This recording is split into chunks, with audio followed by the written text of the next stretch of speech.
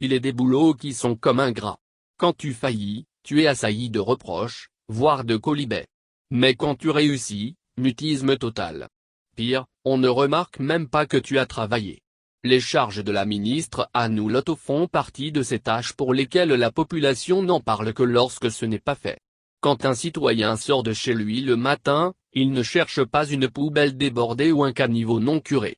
Donc ne lui demandez pas d'acclamer le gouvernement lorsqu'il n'en trouve pas.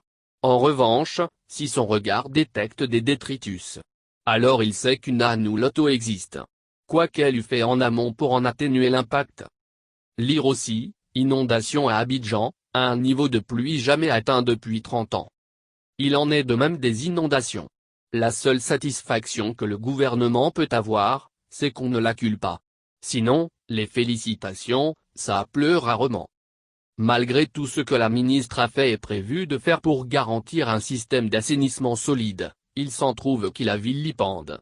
Elle qui, au-delà des objectifs qui lui sont assignés par le président de la République et le Premier ministre, travaille avec passion.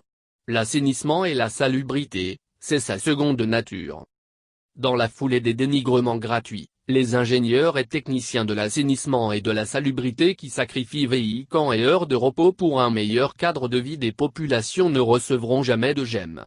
Cependant, dès qu'il y a un petit dysfonctionnement, tout le monde s'improvise expert en assainissement et leur tape dessus.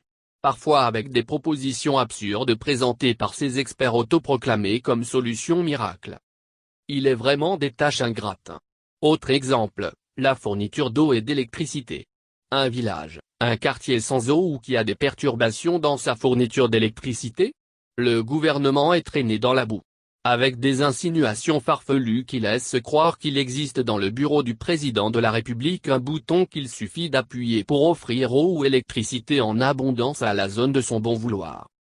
Lorsqu'au prix de 1000 heures d'études, de montage de projets et de recherche de financement, l'eau et l'électricité sont disponibles, le citoyen qui vilipendait le gouvernement ne retient point les nuits blanches de ses dirigeants.